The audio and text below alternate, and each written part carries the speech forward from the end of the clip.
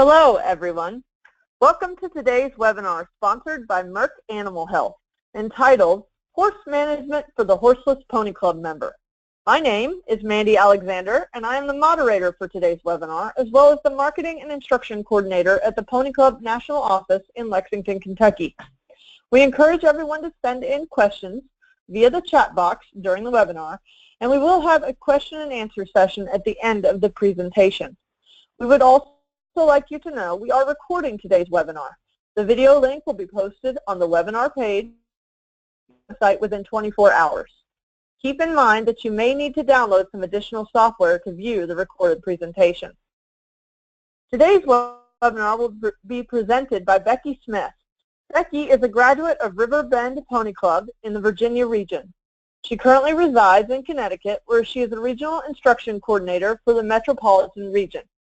She also teaches unmounted lessons, performs club and regional certification tests, or regional clinics, and serves as a technical delegate at regional rallies. She began her involvement with horse management while still an active member and was an AHMJ for many years before becoming a chief horse management judge in 2008. Interesting fact, Becky has never owned her own horse. Once again, please feel free to submit your questions throughout the presentation. We do appreciate everyone participating in our webinar today, and we encourage you to take our short survey at the end of the presentation. Take it away, Becky. Thank you for that introduction, Mandy. So I wanted to talk to you a little bit today about horse management for the Horseless Pony Club members. Some of you may have noticed that there has been a shift in the last 10 or 15 years in the composition of your membership, and I thought that this would be a really good opportunity for me to talk to you about how to use the Pony Club program to train well-rounded horsemen and horsewomen, regardless of whether or not they own horses. And I do happen to know a little bit about what I'm talking about because, true life, I was a Horseless Pony Club member. So this is a little snapshot of me at age 11. We were living in the suburbs, about 20 minutes from Washington, D.C., which was not horse country, even back then. I was a once-a-week lesson kid, desperate for more. I was the child of non-horsey parents, loving and supportive, but not horse people whatsoever. They were as surprised as anyone, I think, when I popped out. They both worked full-time, and we had limited funds and also limited amount of time that my parents were willing to dedicate to my particular hobby. So some of this may sound a little bit familiar. You may have members who sort of fit this demographic, or you may have children like this yourself. Now, while I had dreams of moving to the country and having a farm full of ponies and a truck and a trailer and going on the show circuit, spoiler alert, this did not happen. What did happen was when I was 11, I joined Pony Club, and I popped in as a D2 because I had been riding for several years already at this point. Now we're going to fast forward a little bit. This is me at age 17. So this is 6 years in Pony Club. I was a C3 level member, C3 traditional. That was the only option at the time. I actually had gotten my C3 I think a year before, and at the time when I got my C3, I was only riding 2 to 3 days a week. So at that point, I had never ridden. I'd never had access to a horse for more than 2 to 3 days a week. At 17, I was leasing a young horse. I was competing at training level eventing. I was riding first level dressage, not particularly well looking back at the time, but pretty good for 17. And I had been to Pony Club Championships twice, once as a stable manager and then once for show jumping. And this next one is going to be one of my parents' proudest accomplishments. I, in fact, could drive a trailer. So it is possible. All of this, never owning a horse. I never even was able to full lease a horse until my senior year in high school. So I want to share with you some insights on how you can get from one place to another. Now, my parents were not, in fact, horsey, but they were a lot smarter than me because when I was 11, what I knew was that I loved horses, and I thought love looked like this. But my parents, who again are not horse people but a lot smarter than me, had a sneaking suspicion that love looked a lot more like this. And so when it became clear that riding was not going to be a phase, they started looking around for an organization that supported some of their goals for me as a human being, as well as my goals as a rider. So my mom had a coworker who had had a daughter who was in Pony Club, and she talked to my mom about it, and she thought that it sounded like a really good idea. And here are some of the things that they really liked. Pony Club provides good role models. There's a built-in expectation that the older members will teach back and assist the younger members. There's a lot about personal responsibility and leadership, teamwork. It's one of the very few equestrian sports that is also a team sport. It also presented a challenge, which my mother figured that if I was busy challenged outside the home, I would not be so challenging inside the home, and it turns out that she was right. They also liked that you learned horse care as well as riding. My mother had spent a few formative years living on a ranch, not with horses, but with cattle. And so she had a very intimate understanding that livestock is liability, and if you're going to participate in a sport or any activity that involves an animal, you'd best know how to take care of it. Because if you don't take care of it, you won't have that animal for very long. One of their favorite parts is that with Pony Club, your progress is actually measured by certification and not by competition, and that's an important distinction because it means that if you don't have the money or the time or the resources to get out and show, you can still progress and you can measure that progression. There are levels that are not tied to competition. And this was the kicker. You didn't have to own a horse, and they thought that sounded like pretty much their cup of tea. So one of the things that really sets Pony Club apart from other youth equestrian organizations is that we have a very strong horse management program. And the Pony Club curriculum is a training plan for equine enthusiasts. It develops knowledge, it teaches critical thinking, and it also teaches decision-making. All of these skills are things that have to be learned. They start very basically at the D1 level, and they build and expand all the way up through the A. Independent learning is an important part of Pony Club. Some of it is very structured, and then some of it you have to go out on your own, but there is a sense that each individual is responsible for their own education to the extent that they're able. So some of these things you go out and learn on your own, and some of them are taught. But all of these skills require practice. So this is what sets Pony Club apart. Now let's talk a little bit about what is different about the members who don't own or full lease or have full-time access to horses, or even your members who may own horses but board them out. They don't have them at home. Their access to horses is limited. It may be limited by time. Maybe they participate in multiple other activities. Maybe they are one of 7 children, and there's a limited amount of time that they're able to dedicate to this hobby. They may be limited by distance. They may not live near. We would all love to be living right next door to a gigantic farm that breeds ponies, but that's not the reality for most of us. So, and when you are young, not everything is within bicycle distance. So you may need immediate assistance getting to the horses. There also may be monetary limitations, how much you are either able to donate or spend, or how much your family is able to put towards this hobby. So because their access is limited, they tend to show dedication by doing what they can, the parts that they can control, and that means a lot of times these individuals, they learn by reading instead of by doing. And so you might find that their knowledge exceeds their execution. They might know more than they are able to demonstrate. It's not uncommon when I go to club level tests and I can ask the children, tell me about bandaging. And they can tell me everything about bandaging. They know everything there is to know about bandaging. And then I hand them a wrap, and like, put it on. And they struggle with that because although they know how to do everything in their mind, they have not actually done a lot of the hands-on practice. And that's something that's not uncommon with the Horseless members.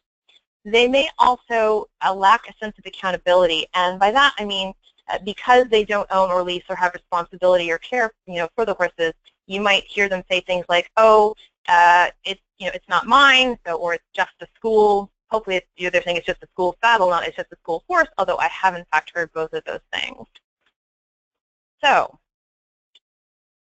let's talk about some things that get in the way of progressing. So there's two big ones that we're going to talk about today. And the first is lack of knowledge, which just means you don't know what to do. There's also a lack of experience. You might know what to do, but you haven't done it enough. And the good news is these are totally solvable problems, and we're going to talk about them today. So we're going to start by talking about knowledge. How do you gain knowledge? So there's a lot of different ways to learn new stuff. There are a lot of resources that help you learn new things. This is a really small sample, but here's a couple good ones. We've got the Pony Club Manuals of Horsemanship. The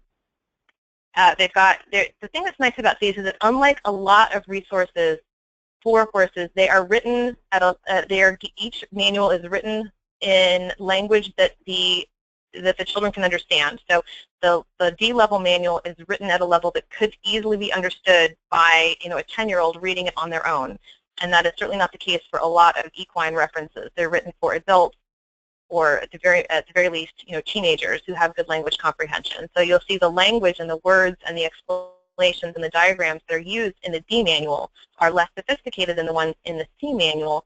And then you see, again, there's an additional level of sophistication with the language and the explanations that's used in the upper level manual. There are other books that are available as well. Grooming to Win is a great one. I personally am a big fan of the Field Guide to Toxic Plants. I've used that more than I care to admit, pointing out to people why certain things should not be planted in and around the horses. For the hunter seat and anyone who wants to learn more about jumping, George Morris wrote a brilliant book. There are hundreds of books available, obviously. These are just a couple that are pulled directly from the quiz reference list. There's also the internet. Now, there's a lot of stuff available there. Here are a couple of reputable websites for places to start. There's Pony Club IQ, which is tied in with thehorse.com. These Pony Club webinars, not to toot my own horn. Once the kids get a little bit older, the Merck Veterinary Manual is a great resource for healthcare information. There's information about medications, but also about diseases and how to treat them and how to diagnose them. And then for more sort of like riding-based stuff, is allhorsetalk.com. There's a lot of stuff out there that is available. And the good news is a lot of times the kids can find this for themselves.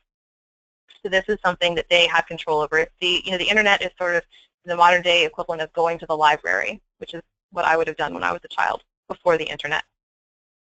There are also people who are resources that can teach you new stuff. Again, this list is not comprehensive, but there are trainers, higher level Pony Club members, there's farriers, dentists, veterinarians, grooms, retail employees for a lot of different types of businesses. There's feed stores and tack stores, saddle fitters, the hay guys. This is sort of the idea of, rather than someone who knows everything, there are a lot of people who know a lot about a little, so single subject experts. And when you're looking for education, these can be really great resources. So where do you find these people? Now, the good news is you know people, and the people that you know people, and that's your network. So that's where you're going to start. So whatever you're trying to learn how to do you know someone who knows how to do this? And if not, do you know someone who knows how to do this?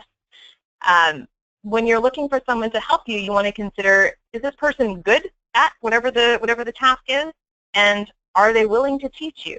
If not the end of the world. Do they know someone who is? You're also going to want to keep track of the people that you talk to, because it might be the wrong person for right now, but it might be a really good thing for later on. It might be someone who has no interest in teaching small children the parts of the hoof, but someone who would love to talk about all the different types of shoes that they've had to go through with their series of horses who couldn't keep shoes on their feet. So what do you do if you don't know anyone and no one in your network knows anyone? Well, that would be, as my mother would say, it's time to get out the phone book. So going outside your network. Consider finding a local pro. And when I say local pro, I'm referring to a business that does the thing that you want to learn. You can find them, either someone in your network refers them, you can find them on the web. But you want to ask, if you can, ask some people who might have used that pro to see if they do a good job, and if they might be willing to teach. There's also people who come to you. Call them traveling clinicians. So you can find them at horse expos, you can find them at horse shows. There are a number of organizations that do, seminars and presentations, so keep an eye out for that. So let's talk a little bit about the sort of people that you might want to find to teach. So the right sort of teacher, really, safety should be your top priority, especially if it's an activity that involves children. The first question that you want to ask yourself is, does this person work in a safe and controlled manner? And if you're not sure if they do, ask someone that you trust. I know sometimes parents who are not horse people are hesitant. They think, well, I don't know enough to know if this is a safe environment. And to them I say, if it looks like the sort of place where you wouldn't leave your kid for daycare, then maybe it's not the best place to learn. So is this person a good teacher? Some characteristics of a good teacher. Are they good at what they do? Are they able to explain how and why the task is done? There are people who find that very, very difficult or very stressful.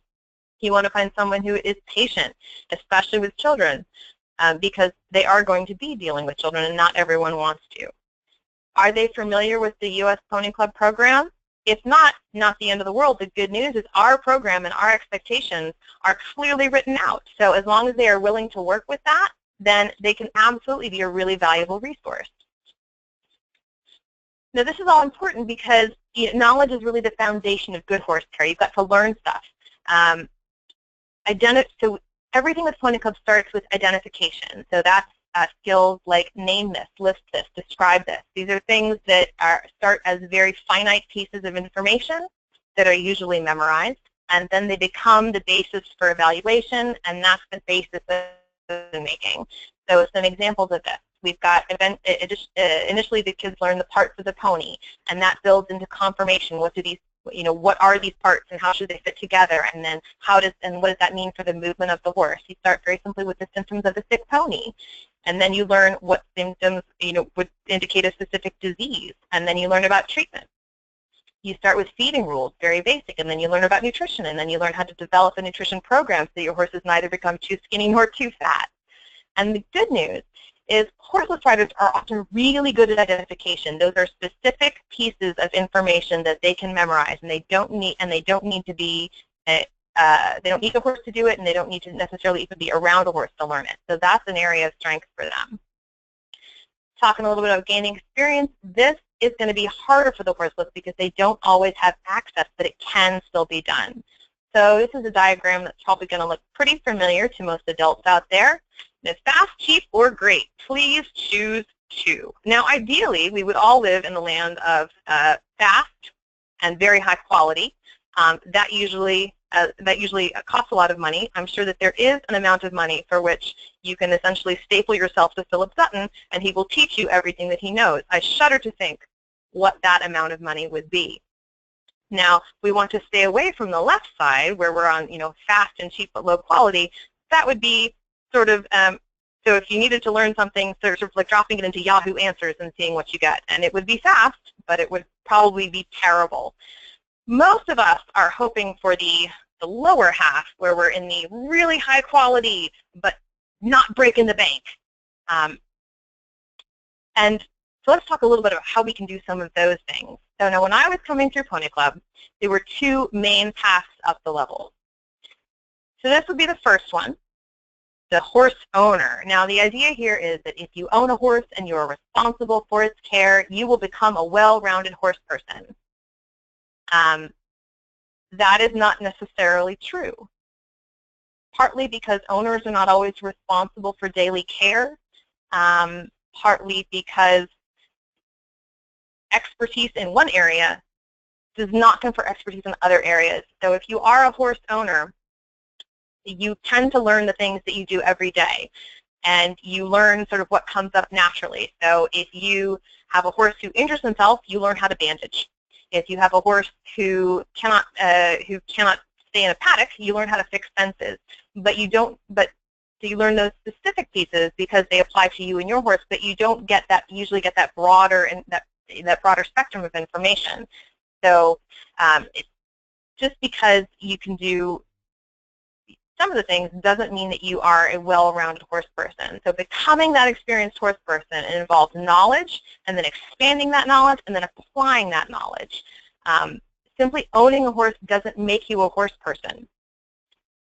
Now, this means that you can become a well-rounded horse person without actually owning a horse.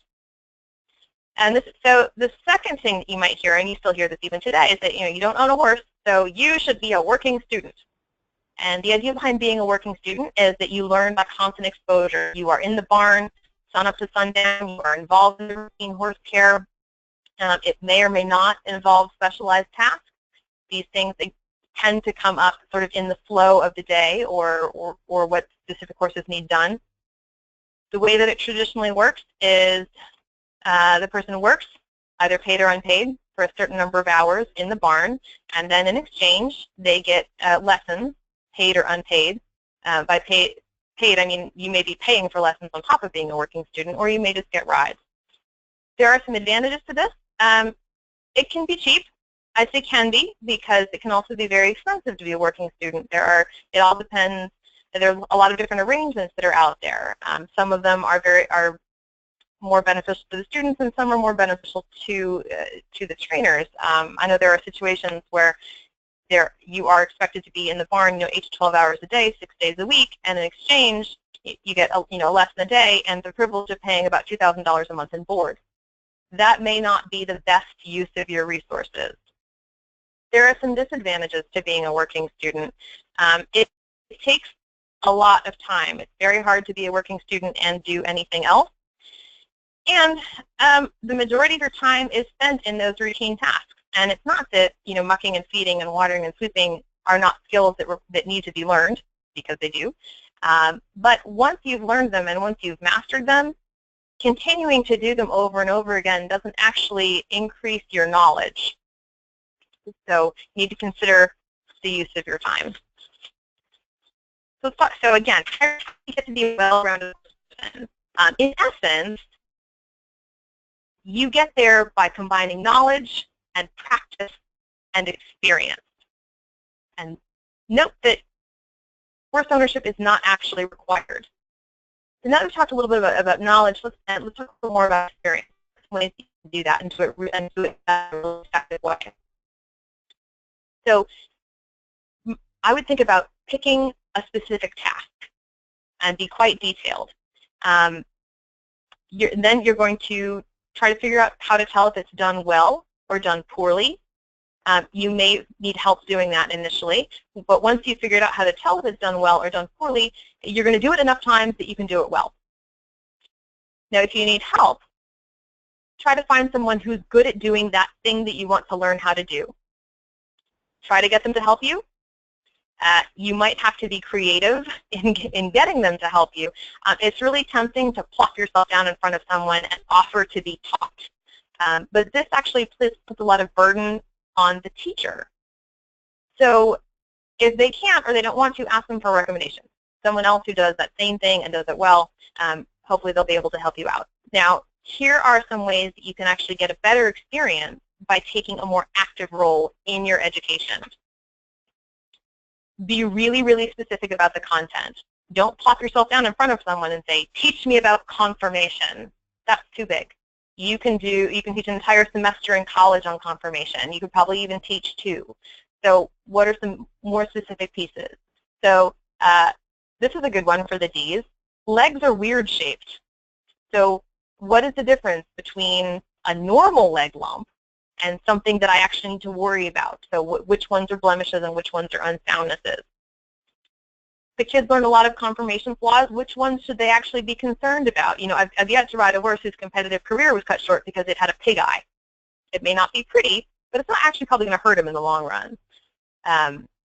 How do legs actually work? This is a good one. It's part, and again, it's part of conformation, but it's a really specific piece. There could be a really interesting, half hour or 45 minutes for even the C's or the upper D levels on how this actually comes together. How does conformation affect movement? That's huge, because ideally, you learn all these things about good conformation, but the idea is you want a horse with good conformations so that it moves well and doesn't go lame. The idea is the more narrow the topic, the better details and better information you're going to get. But when you're dealing with these experts, please tell them what you know, and then we'll know what to teach you. So that way you don't spend time going over things that they know already, and you're actually playing into their level of expertise, which is great. Now, once you've got this person and you have a topic and you know what you want to learn, show up ready. Learning is an active process. Please be prepared. This means reading up before the session. If I spend 15 minutes telling you what the different parts of the horse are called, then that's 15 minutes less that I can actually spend teaching you how they work. Know what you want to accomplish. What do you want to learn? What is the point of this session? And this is a shout out for some of the D's and the C's. Does this task actually involve material? Like if you're learning wrapping, you're going to need wraps. It would help to have your own, but you should have something to wrap with. So if it involves these materials, do you have them? And then did you bring them with you? You wouldn't think that you might have to say these things, but I say from experience, you absolutely do. Now, once we've broken down the task, you might be surprised what you can actually accomplish away from the barn. So I'm going to take two areas of opportunity, let's call them, where I think people sometimes struggle because they'll say like I have a hard time practicing this because I don't have a horse to practice on. So this is so I'm going to use these as an example for how you can break down a task and sift out the parts that can be practiced without a horse from the parts that actually do. Let's start with wrapping. The hardest part about wrapping when you're learning how to do it is actually handling the materials. It's not the different types of wrap. It's not what the materials do. It's actually putting the bandage onto the horse. So, and it does require a fair amount of skill. You have to have a certain amount of grip strength. You have to get the bandage at the right tension. You've got to get the padding, at the right tension as well. You've got to get the padding to stay on while you're doing the actual wrap. Actually managing the bandage, how tight do you pull, how low does it go, when do you know how to turn on and start back up again. Good news. You actually don't need a horse to practice this, and in a lot of ways when you're first learning, throwing a horse in the mix really just complicates things because there is a finite amount of time that even the most patient horse is willing to stand while 7 D2s crawl all over its legs trying to figure out how to do polo wraps. So find something stationary. Table legs work great. Person legs work great too. And by the way, if you get that person who's being the leg to stand on tiptoe, that ankle starts to look a whole lot like a fetlock. So you can practice wrapping and then cupping and then coming back up again. Lunging is another one that actually, when you're first learning how to do it, don't do it with a horse because you don't know how. You have to be able to do a certain number of things safely before it is a good idea to add a horse into that mix. So break it down. There's a whip. There's a lot of equipment to handle with lunging. So the whip, you have to be able to hold it. You've got to be able to move it in specific ways. You have to have control over the handle and the lash. Yeah, you can learn how to make different sounds with the whip. You don't want to be accidentally cracking the whip without intent. You've got to be able to handle the whip. Can you tuck it under your arm without it falling on the ground? Can you pick up the lash without dropping the handle? These are all things that can be practiced without a horse. You've also got to be handling the line. There's a fair amount of coordination that goes into letting the line out and reeling it in with organization. Can you let the line out and bring it back in again while still maintaining control over the end of the line, or is it all ending up in a puddle around your feet? Dogs are really good practice for this because once you can take a dog out on the lunge line and reel it back and reel it up and reel it back in without the lunge line touching the ground, you are going to find it so easy once you have a horse on the end. There's a lot of body position that you have to practice with lunging so that you don't end up either in front of the horse's shoulder or behind their haunches. Those are intentional places, and you need to have control over your own body before you start lunging the horse, or you're going to be giving the horse signals that you didn't mean to. Good way around this is to lunge a friend. It's harder to lunge dogs. I've met people that have had dogs that were trained to lunge, but most of the time the dog's not so much interested in running in a circle. But here's the idea. Most of the tasks that you might think you need a horse for can be split up into a series of really small pieces, some of which can be practiced without the horse. At some point, however, nothing beats the real thing, and you don't have a horse, you're going to have to find one. Finding a horse to practice on. Figure out what kind of horse do you need. So here's some examples. say you want to talk about grooming. The horse has to be dirty. You want to learn about bandaging. It's got to have legs and be willing to stand. If you want to teach them about conformation and movement, it helps to have several different horses with really different shapes. That helps to to put things into wider disparities so that it's easier to see the differences. Lunging, this is a horse to be more specialized. It's got to be sound enough to work in a circle and safe enough for the level of your lunger's ability. But not all tasks require a highly skilled horse. If you want to teach vital signs, it's got to be alive. So the idea is you figure out what you need the horse to do and then figure out where a horse like that might be. I would recommend being really specific about what you want to practice and then what you need to be safe. It's a little off-putting if you're approaching people and saying, hey, I've got like 14 kids for pony club and I want to teach a lesson. Can we use your horse? I don't know a lot of people who would be really excited about that. But if you said, I've got 14 kids and they have been learning about different types of shoes, and I noticed that your horse has, he's got wedge and degree pads on the front, and then he's got sliders on the back. And I thought it'd be really interesting. We'd come to the barn and just take a look at his feet and talk about his shoes and what they do. That, they're not going to be riding. He's going to be standing in the barn aisle. We're just going to talk, and we're going to look at his feet, and then we'll put him back. That is a much more friendly-sounding approach. You're being very specific about what you want the horse to do, what exactly your expectations are. So keep that in mind if you start approaching people. Easiest place to look is your own backyard. Check your barn or the barns of your members. Horses to target, maybe an older horse who isn't particularly busy. Older horses are, not all the time, but a lot of times are really good at standing. So they can be great practice for the kids. An owner who's really busy, it can be another really great resource because they might be willing to let you work with their horse while they're away. You have to look outside your barns and look at some places to check. How about a rider or an upper-level member who's left for college, or who isn't able to come out as much as they would like? Retired could, I suppose, when I read this, could refer to either the horses being retired or the horse owners being retired. But someone who's got horses in their backyard might be willing to let you come through. Maybe some backyard barns. A lot of times it's tempting to just look at the larger commercial operations, but they might be quite busy. A backyard barn is going to have a lot less traffic and might be more available for your members to come and learn. We've also got local rescues and therapeutic riding groups.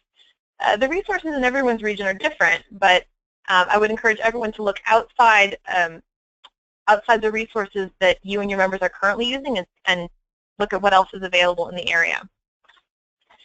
Now, I don't have a really good way to fit this in, so I just kind of shoehorned it in and we'll hope for the best. So bartering is a common proposal to reduce cost, and the idea being rather than exchanging money, we'll exchange goods and services. And what I like about it is that it does in fact acknowledge that nothing is free, but it may not appeal to everyone. I know a number of people who aren't actually interested in bartering, specifically bartering in the labor of the members in exchange for lessons or for teaching. And they're not excited about it, partly because of liability and partly because help isn't always helpful. A couple of years ago, I was watching my friend's daughter, and she asked me, when is dinner? So dinner's in 10 minutes. And she said, well, how about if I help you? And I said, oh, well, in that case, dinner's in 20 minutes. Because if you have to explain, if you have to take the time to explain the task and then supervise the task and then check up to make sure that the task is done, it's not actually saving you any time. And from the other point of view, again, repeating tasks doesn't increase your knowledge. So it's not always great for the laborer. It might not be the best use of you, or if you're a member, your parents' time or resources. So consider what your time is worth. In my region, lessons cost between $65 to $125 an hour. Usually there's some sort of a discount if you're bartering, but in general, you would expect to spend 5 to 6 hours on the ground per 1 hour of instruction. Now, as a stall mucker, I'm worth about $10 an hour. As a babysitter, I have my own car, so I'm easily worth more like $20 an hour. So what's the better use of my time? All right, now I'm going to turn to the parents in the audience. specifically the non-horsey parents in the audience, and talk a little bit about how you can help. As a child of non-horsey parents, I can talk a little bit about some of the things that they did that were very helpful to me. Provide support. A lot of different kinds. There's emotional support. Goodness knows, my mother drove me home from the barn crying more times than certainly she would have liked to. There's also, especially when your children are younger, there is physical support. There is, lift this and tighten this and help me with this. Financial goes without saying, and then transportational, because again, for most of us, if we're getting from our home to the barn, it's going to involve an automobile. And until you are 16, or in some states much older, there will be a parent driving that. So my parents were not horse people, but they were supportive, for sure. You can also provide direction. So you don't need to know a lot about horses in order to help your kid. You can run through quality checks on their work, and because this is Pony Club, you're going to ask them to evaluate their own work. So I have memories of me riding around and my mother yelling from the sidelines on days when I wasn't having lessons, like, "Are your heels down?" Eventually she could see whether they were or not, but but the important point is she could ask me and then I could tell her. And this is also a great way to build in independent thinking. Have the kid do something, when your child does something, and then ask them to evaluate their own work. What did you like? What could be better? What would you like to do differently for next time? As a parent, you can identify and arrange opportunities for them. Are there clinics that are coming through? Are there instructors that are coming through? Is there a horse expo that might be interesting for them? But do this with in mind. You're actually going to teach yourself to do this for themselves. So that in a couple of years, the idea is that they will come to you and say, "Hey, there's this great clinician coming in to go. It's this date. Can you take me? Or can I go with someone else?" And I would say this last one was really one of my parents' strong suits. They were absolutely fearless about asking for help. They were very clear on what they knew and didn't know, and if they didn't know something, they found someone who did. The good news here is a lot of horse people absolutely love to be asked their opinions. So please ask us, because we'd love to talk to you about it. All right, I'm now going to take a moment and turn to the instructors, because this is something that I would like to see more instructors doing. I would like to see you, when you're working with your students, build in a couple of expectations. And this is important for the Horseless because of some of the things that we've talked about earlier. You want to build in that sense of responsibility and accountability. And you can do this by a couple simple things. You want to build in the expectation that if you use it, you're going to take care of it. And there are some specific things that every one of your students should be doing. They should be inspecting all of their equipment that's used for fit and safety. They should know how to put on all of the equipment that they're using. It sounds a little bit straightforward, but you'd be surprised at the number of times kids show up and they need it, at rallies, and they need help. They need someone to put on the bell boots. They need someone to put on the running martingale. So they should also know the purpose, in general, as why it's being used on this particular horse. My trainer told me to doesn't go very far in Pony Club, because that's not actually a useful answer.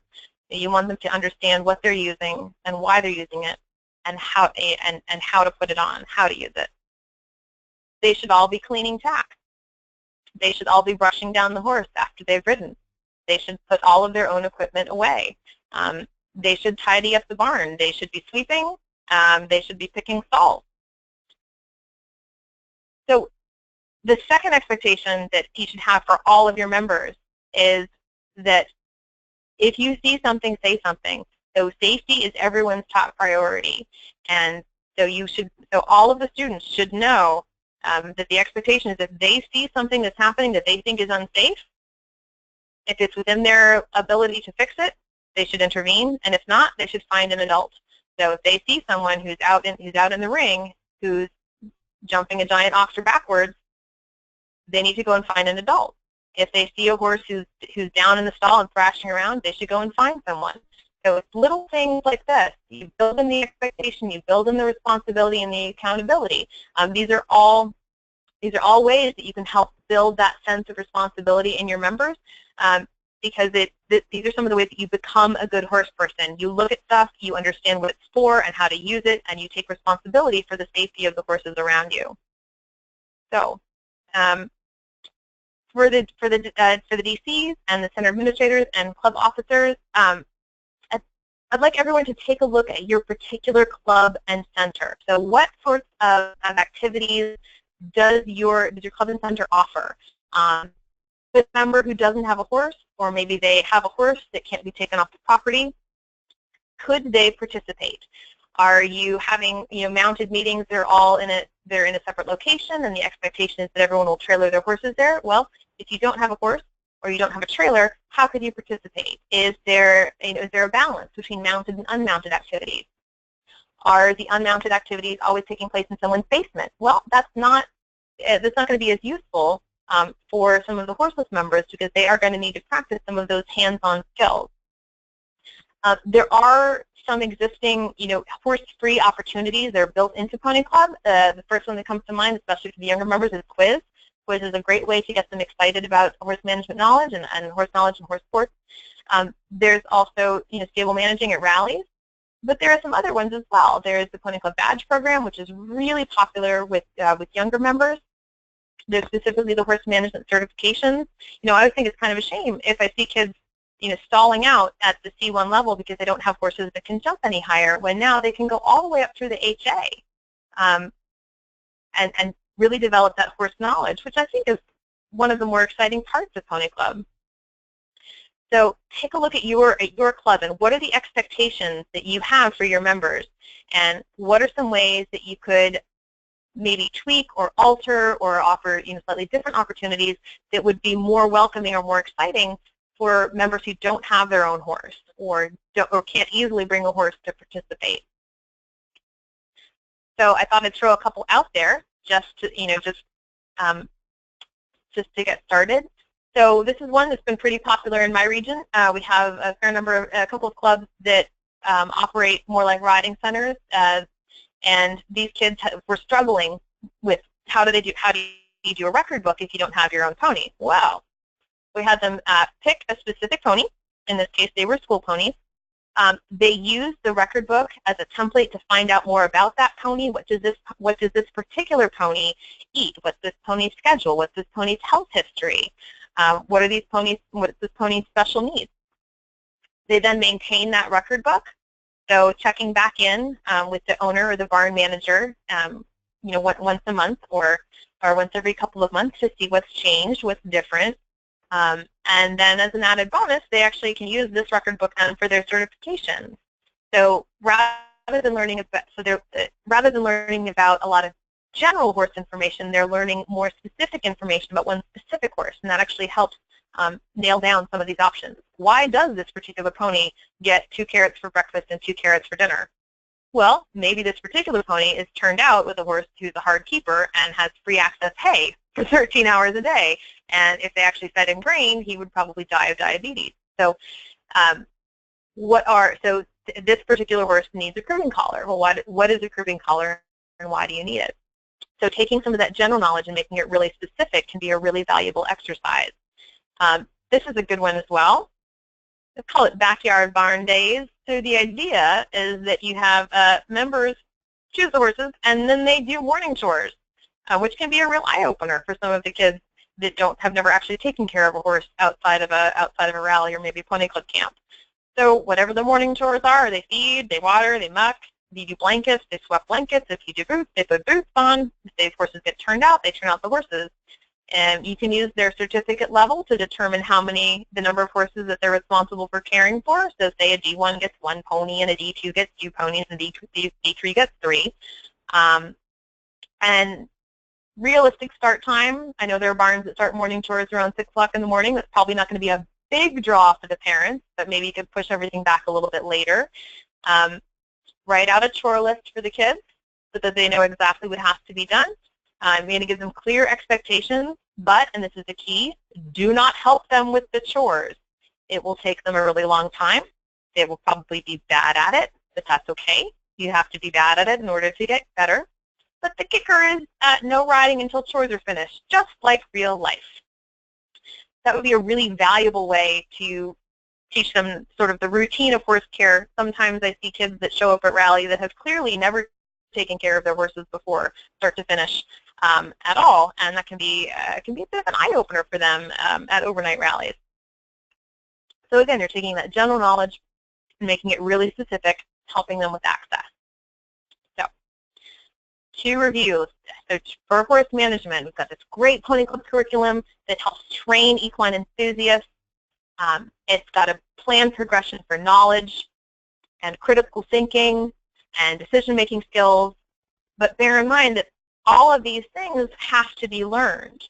Some of it requires independent learning, and some of it has to be taught, but everything requires practice.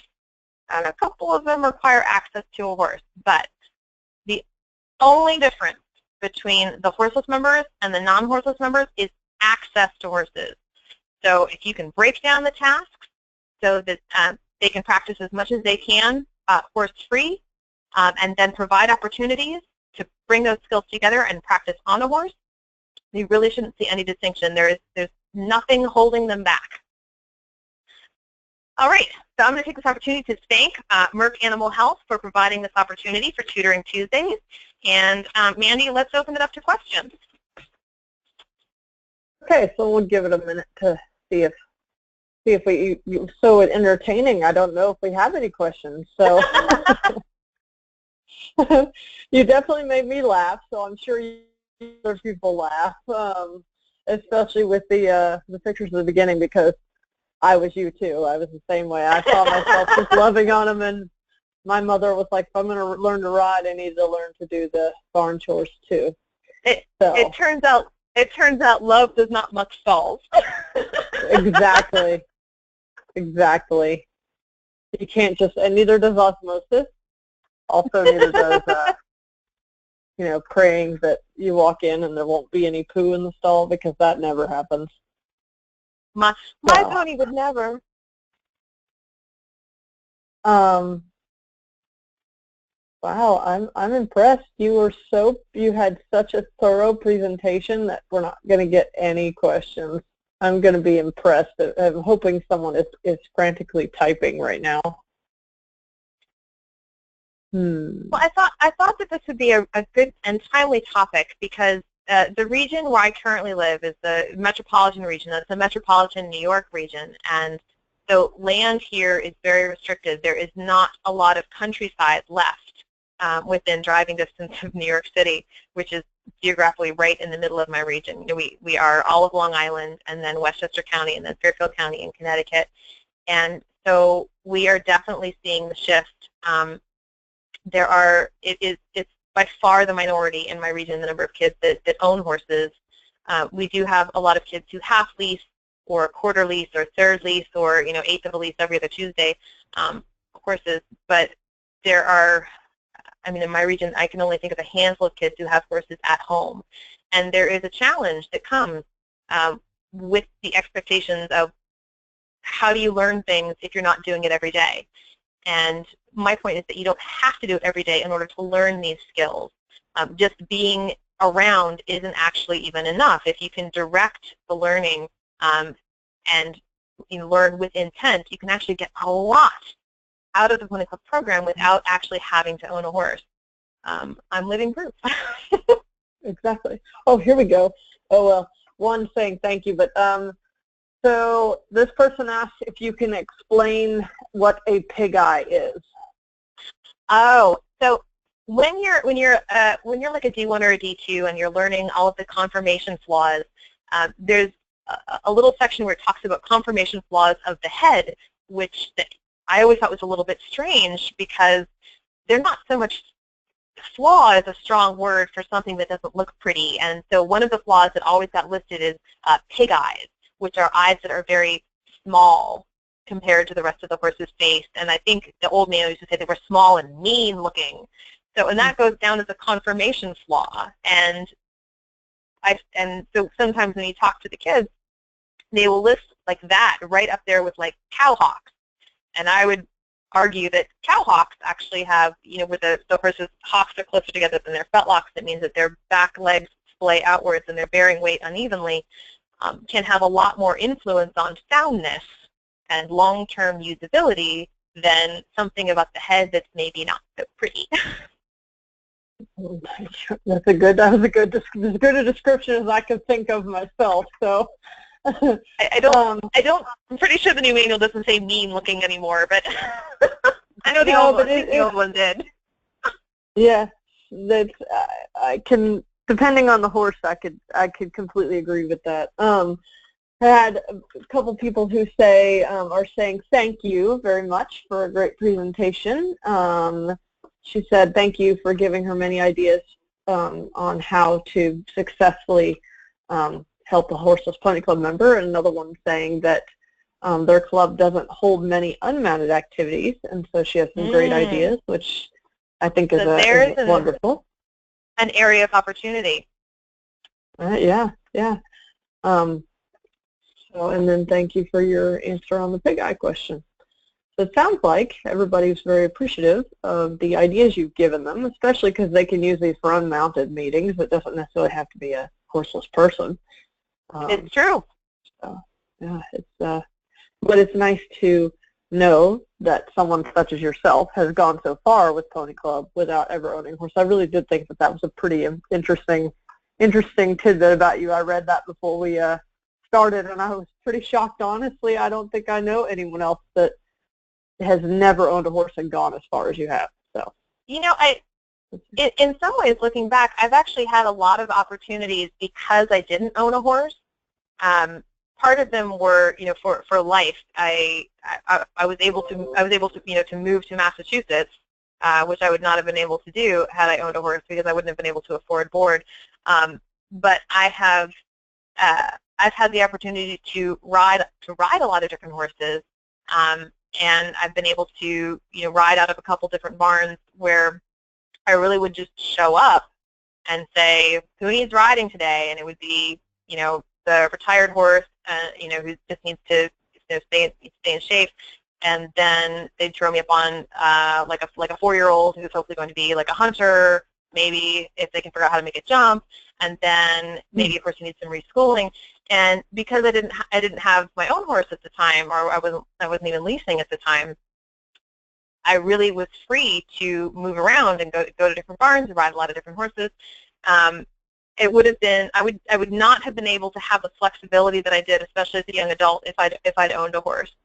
And looking back, I truly believe, like, if my parents had ever not been able to find a realistic horse for me to ride, then I think they would have considered buying a horse, and then they would have immediately half-leased it out to someone. But the reality was there were a lot of horses that were underutilized, and so I half-leased my way from the D2 level all the way up to the C3 level, and the only reason why I full leased the last horse is because the owner was pretty specific. She did not want a lot of people riding the horse, and so I was thrilled, and also it was really cheap, so my parents were on board for that, and I could drive myself, because at that point I would drive myself to the barn, 5 or 6 days a week.